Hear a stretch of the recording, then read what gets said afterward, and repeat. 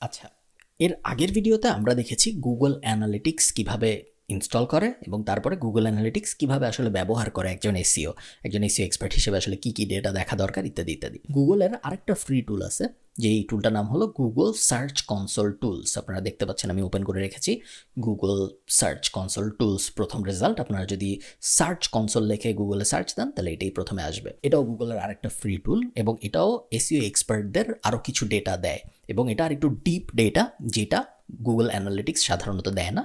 অনেক ওয়েবসাইটই আপনারা দেখবেন গুগল অ্যানালিটিক্স ব্যবহার করে বাট সার্চ কনসোল ব্যবহার করে না। বাট আপনি যেহেতু খুব ভালো মতো এসইও শিখতেছেন এবং আপনি যেহেতু একজন প্রফেশনাল হিসেবে এসইও এক্সপার্ট হিসেবে নিজের ক্যারিয়ার দাঁড় করাতে চাচ্ছেন, আপনি যেই ক্লায়েন্টের জন্য কাজ করবেন বা আপনি যে এসইওর চাকরিতে কাজ করবেন, আপনি অ্যানালিটিক্সও ইনস্টল করবেন, আপনি সার্চ কনসোলও ইনস্টল করবেন। এটার কারণ আছে, কারণটা আমরা পরে জানবো। আগে আমরা সার্চ কনসোল কীভাবে ইনস্টল করতে এটা দেখি। তো আমি চলে যাব প্রথম রেজাল্টে, improve your performance, start now click করলাম। এগেইন সিমিলার, আপনার যদি আগের থেকে গুগল অ্যাকাউন্ট না থাকে সেই ক্ষেত্রে আপনাকে গুগল এরকম দেখাবে না। আমার যেহেতু অলরেডি অনেক ওয়েবসাইট অ্যাড করা আছে এই কারণে আমাকে দেখাচ্ছে। সো আমি হাসেল ফ্রাইডেতে লগ ইন করি। লগ ইন করার পরে প্রথমেই আমি যে কাজটা করব, আমি নতুন একটা ওয়েবসাইট অ্যাড করতেছি, তাই না? সো কীভাবে করব, আমি অ্যাড প্রপার্টিতে চাপ দিব। যেই ওয়েবসাইট আমি অ্যাড করতে চাই ওই ওয়েবসাইটটার ইউআরএলটা কপি করে নিয়ে আসবো এবং তারপরে ইউআরএল প্রিফিক্স অ্যাড করব। এটাকে ডোমেইনে না, ইউআরএল প্রিফিক্স অ্যাড করব, ডোমেইনে করব না। এবং তারপরে কন্টিনিউয়ে চাপ দিব। এই ওয়েবসাইটটি কিন্তু একটু আগে আমরা গুগল অ্যানালিটিক্সে অ্যাড করে আসছি, আপনাদের যদি মনে থাকে, ঠিক এর আগের লেসনে। এখন গুগল ভেরিফাই করার চেষ্টা করবে যে এই ওয়েবসাইটের মালিক আসলেই আমি নাকি, কারণ এক ওয়েবসাইটের ডেটা তো গুগল আরেক ওয়েবসাইটকে দেখাবে না। সো অনেকভাবেই গুগল এই ভেরিফিকেশনটা করতে পারে। আমরা ফার্স্টে দেখি গুগল অ্যানালিটিক্স ভেরিফিকেশন কাজ করে নাকি। মাত্রই যেহেতু আমি অ্যানালিটিক্স ইনস্টল করে আসছি, একটা চান্স আছে এটা কাজ না করতেও পারে। যদি না কাজ করে আমরা থার্ডটায় অন্য মেথডে যাব, বাট এটা অলরেডি আমরা কাজ করেছে দেখতে পাচ্ছি। যদি কাজ না করতো, গুগল অ্যানালিটিক্স আমরা যেভাবে কোড ইনস্টল করেছি সার্চ কনসোলে, আমরা ঠিক ওইভাবে কোড ইনস্টল করে করতাম। হয় আমরা নিজে করতাম বা আমরা ডেভেলপারকে বলতাম বা ক্লায়েন্টকে বলতাম তার ডেভেলপারকে বলতে এটা করতে। সো এটা আমার হয়ে গেছে ইনস্টল করা।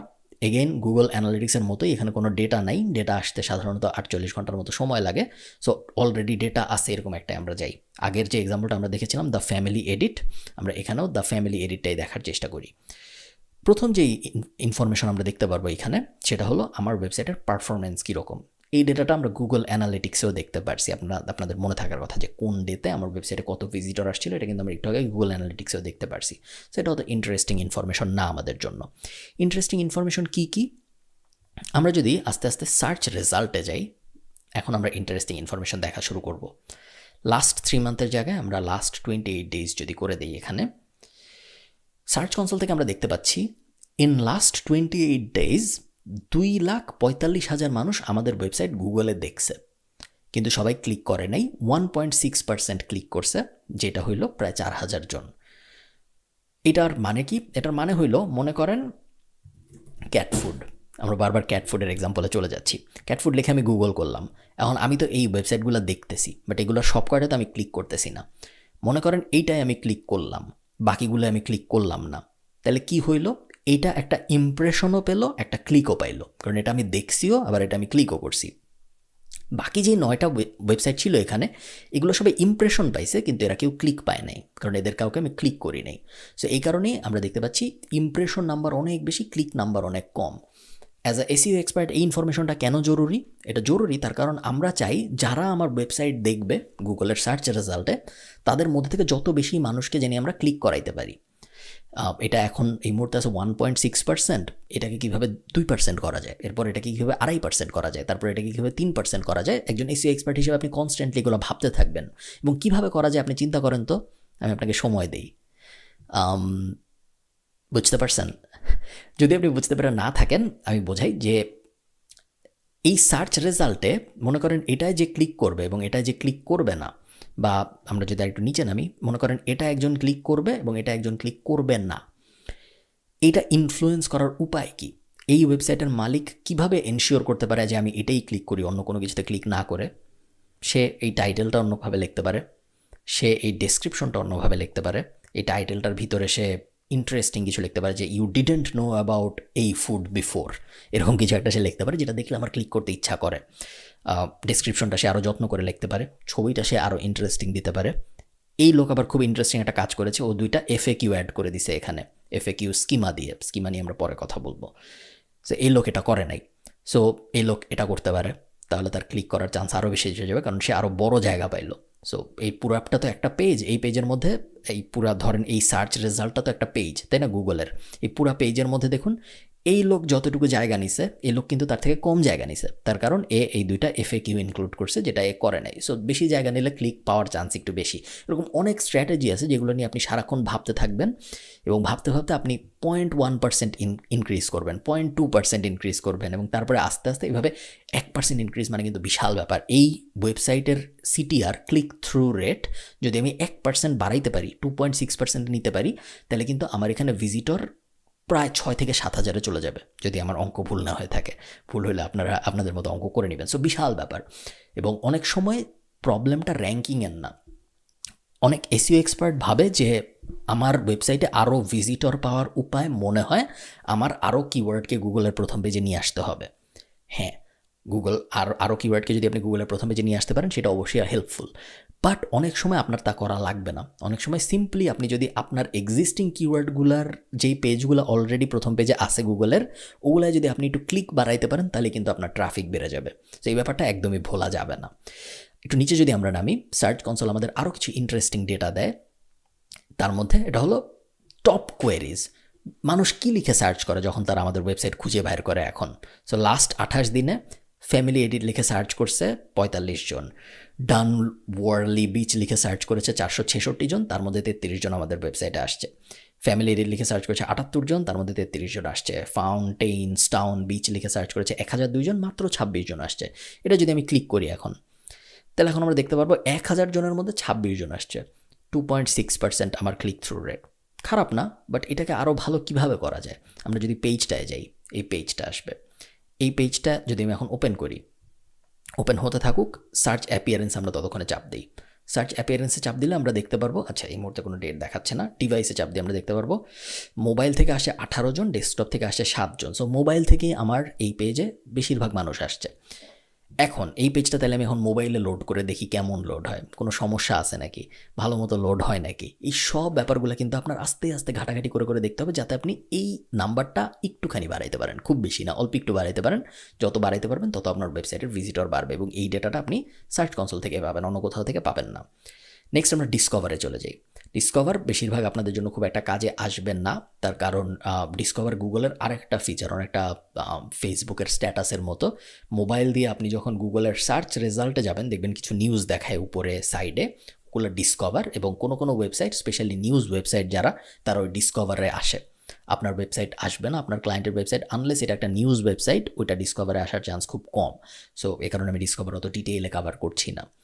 ইন্ডেক্স পেজেস, কোনো কোনো সময় আপনি দেখবেন কোনো কোনো পেজ আপনার ওয়েবসাইটের গুগলে নাই, আপনি পাচ্ছেনই না গুগলে ওটা খুঁজে। এরকম সময় আপনার যেটা করতে হবে, যেমন এখানে আমাকে দেখাচ্ছে দেখুন, আমার ওয়েবসাইটের টোটাল পেজের মধ্যে 2370টা গুগল ইন্ডেক্স করছে, 1555টা গুগল ইন্ডেক্স করে নাই। সো এটা আমরা চাপ দিই, বোঝার চেষ্টা করি যে কেন করে নাই। আমরা যদি এটা সরাই ফেলি, শুধু এই যেগুলো ইন্ডেক্স করে নাই এটা দেখার চেষ্টা করি, এই যে ওয়াই পেজেস আরন্ট ইন্ডেক্সড। ওকে, রিডাইরেক্ট। সো এই পেজগুলোকে গুগল ইন্ডেক্স করে নাই, তার কারণ এগুলো রিডাইরেক্ট হয়ে আরেক জায়গায় চলে যায়। এটা যদি আমি লোড করার চেষ্টা করি, আপনি দেখবেন এই ইউআরএলটার দিকে আপনি নজর দেন, দেখুন চেঞ্জ হয়ে গেছে, কিন্তু আপনি খেয়াল করেছেন আমি লোড করছিলাম রেনভিলে প্লেগ্রাউন্ড, কিন্তু আমার শেষ পর্যন্ত লোড হয়েছে রেনভিলে প্লেগ্রাউন্ড গলওয়ে। সো আগের পেজটা আসলে নাই গুগলে, এবং আমার ওয়েবসাইটেও নাই, এ কারণে গুগল ওটা ইন্ডেক্স করে নাই। সো এখানে আমার সমস্যা নাই কোনো। তো কোনো কোনো সময় সমস্যা থাকতে পারে। সো আমি আবার পেজ ইন্ডেক্সে আসি, যেগুলো ইন্ডেক্স করে নাই তার মধ্যে এই পেজগুলো ইন্ডেক্স করে নাই, কারণ এগুলো গুগল খুঁজেই পায় নাই। সো 404 এরর নট ফাউন্ড, এটা যদি আমি ওপেন করি, এটা একটা 404 এরর দিবে। এই মুহূর্তে দেখা যাচ্ছে এটা 404 এরর দিচ্ছে না। সো এটা সুন্দর মতো লোড হচ্ছে, কারণ এই ওয়েবসাইটটা সম্ভবত গুগল যখন ট্র্যাক করছে আমার ওয়েবসাইট, গুগল তো ওয়েবসাইটে বট পাঠায়, আমরা বট বলি, বেসিক্যালি গুগল ছোটো ছোটো রোবট পাঠায় মানুষের ওয়েবসাইটে দেখার জন্য যে ওই পেজের কী অবস্থা, ওই পেজ ঠিকমতো লোড হচ্ছে নাকি। সো গুগল যখন পাঠাইছিল তখন এই পেজটা লোড হয় নাই ঠিকমতো, এই কারণে গুগলের এই পেজটাকে ইন্ডেক্সই করে নাই। এই প্রবলেম আমরা কীভাবে সলভ করবো, আমরা এই ইউআরএলটা কপি করলাম, কপি করে আমরা উপরে চলে আসবো, এখানে পেস্ট করবো ইউআরএলটা, তারপর এন্টারে চাপ দিব। এটার মানে হলো গুগলকে আমি বলতেছি যে ভাই এই পেজটা যে দেখুন URL is not on Google, so request indexing. আমি গুগলকে বলতেছি যে তোমার বট যখন আসছিল তখন এই পেজটা সে খুঁজে পায় নাই, এটা আমি মাত্র খেয়াল করলাম, আমি এখন তোমাকে আবার বলতেছি যে প্লিজ এটা একটু ইন্ডেক্স করো। দেখুন গুগল বলতেছে ইন্ডেক্সিং করবো না। তো আমি লাইভ টেস্টটা দেখি কেন করতে চাচ্ছে না ও ইন্ডেক্স, কারণ ও এখনও খুঁজে পাচ্ছে না আমার এই পেজ। সো এই পেজ আসলে কেন খুঁজে পাচ্ছে না?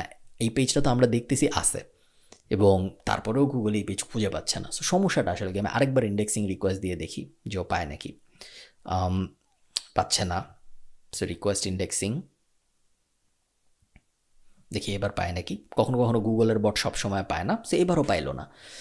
এখন এটা একটা সিরিয়াস প্রবলেম। আমার পেজ যদি গুগল দেখতেই না পারে, সেই ক্ষেত্রে আমি র্যাঙ্ক কীভাবে করবো, তাই না? গুগল যদি দেখতে না পারে তাহলে সে কখনোই আমাকে র্যাঙ্ক করবে না। এখন এই জিনিস আমাদের সিরিয়াস, আমার ডেভেলপারের সাথে বসতে হবে। সার্টেন কন্ডিশনটা কি পড়বো আমরা। এখানে গুগল বলছে কি কি কারণে গুগলের বট আমার পেজ দেখতে পারে না। সো এই প্রত্যেকটা রিজন আমরা পড়বো, পরে আমরা এই ওয়েবসাইটের যে ডেভেলপার তার সাথে বসবো, তার সাথে বসে বলবো ভাই এই পেজটা গুগল দেখতেছে না, কি করা যায় এই পেজটা দেখানোর জন্য। সে বলবে যে আচ্ছা আমি দেখতেছি, আমি এই পেজটা সরায় আবার নতুন করে পাবলিশ করতেছি, দেখি কাজ হয় নাকি। একটা ওয়ে। আরেকটা ওয়ে হলো ইউআরএলটা চেঞ্জ করে ফেলি। এই ইউআরএলটা যেহেতু গুগল নিচ্ছে না, আমি ইউআরএলটা চেঞ্জ করে ফেলি। এই পুরান ইউআরএলটাকে নতুন ইউআরএলে 301 রিডাইরেক্ট করে দিই, পুরান ইউআরএলটা টাইপ করলে যাতে নতুন ইউআরএলে মানুষ ল্যান্ড করে, এবং তারপর দেখি গুগল পায় নাকি। এভাবে বিভিন্ন ওয়ে আছে যেগুলো ব্যবহার করে এই প্রবলেম সলভ করতে হবে, এই প্রবলেম সলভ করা জরুরি। Next, removals. এটা ঠিক উল্টা। মনে করেন আমি চাই না আমার একটা ইউআরএল গুগলে আসুক, ধরেন এই পেজটা এখন আর জরুরি না, এই পেজটা আমি ডিলিট করে দিছি, কিন্তু তারপরেও এটা গুগলে উঠে আসে, আমার ওয়েবসাইটের কোনো একটা পুরানো পেজ এখনও গুগলে উঠে আসে। তখন আমি এখানে এসে নিউ রিকোয়েস্টে চাপ দিয়ে এখানে ইউআরএলটা দিতে পারি। ইউআরএলটা দিয়ে বলতে পারি গুগল প্লিজ এই ইউআরএলটা ভুলে যাও, এটা তোমার যে সার্ভার আছে ওখান থেকে ডিলিট করে দাও, তাহলে গুগল ওটা ডিলিট করে দিবে। এরপর চলে আসে পেজ এক্সপেরিয়েন্স। পেজ এক্সপেরিয়েন্স আমাদের তিনটা জিনিস বলে। কোর ওয়েব ভাইটাল, আমাদের ওয়েবসাইটের সমস্যা কী কী আছে, কোর সমস্যা, মূল সমস্যা কী কী আছে, মোবাইলে আমার ওয়েবসাইট দেখতে কীরকম, এবং আমার ওয়েবসাইটের সিকিউরিটি কীরকম। এইচটিটিপিএস যদি গুড থাকে, বেশিরভাগ সময় গুডই থাকবে, তাহলে আপনার ইন্টারনেট চিন্তা করার দরকার নেই। আমার দেখা যাচ্ছে মোবাইল ইউজেবিলিটি নিয়েও কোনো সমস্যা নেই, মোবাইল থেকে এই ওয়েবসাইট ঠিক মতো ভিজিট করা যায়। বাট কোর ওয়েব ভাইটালে আমি দেখতেছি 908টা সমস্যা আছে। অনেকগুলা সিরিয়াস সমস্যা, অনেকগুলো মোটামুটি লেভেলের সমস্যা। সেই সমস্যাগুলো কি? CLS issue more than 0.25। তার মানে কি? তার মানে মনে করেন আমি জানি না, আমি সিএলএস লিখে তাহলে গুগল করবো, বা সিএলএস ইস্যু লিখে আমি গুগল করব যে সিএলএস ইস্যু মানেটা আসলে কি, কিউমুলেটিভ লেআউট শিফট জিনিসটা আসলে কি, কিউমুলেটিভ লেআউট শিফট আসলে কীভাবে ফিক্স করে। সো এইভাবে আমি পড়া শুরু করব, পড়তে পড়তেই মূলত আমি জানতে পারবো যে কিউমুলেটিভ শিফট আসলে কী জিনিস, এটা ফিক্স কীভাবে করে, এবং তারপরে আমি আমার ডেভেলপারকে বলবো এটা ফিক্স করতে। যখন ডেভেলপার ওটা ফিক্স করবে তখন আমি এখানে এসে ভ্যালিডেট ফিক্স, মানে আমি গুগলকে বলছি আমি এটা ফিক্স করছি, তুমি আবার চেক করো। তখন গুগল আবার চেক করবে এবং তারপরে এই ইউআরএলটা সরাই দিবে ওখান থেকে। এভাবে আমার প্রত্যেকটা ইউআরএলের জন্য এটা করতে থাকতে হবে। এগেইন আমি কীভাবে ফিক্সটা করে এটা দেখাচ্ছি না, কারণ এটা ডেভেলপারের কাজ। কখনো কখনো এসইও এক্সপার্টরা নিজেরাও করতে পারে, বাট এটা মূলত একজন ডেভেলপারের কাজ। বাকি অপশনগুলো অত জরুরি না। কিছু অপশন জরুরি, যেমন লিঙ্কস, এগুলো নিয়ে আমরা কথা বলবো। ব্যাক লিঙ্কের নিয়ে আমরা যখন কথা বলবো এই কোর্সের একদম শেষের দিকে, এই কারণে আমি এগুলো এখন কভার করছি না।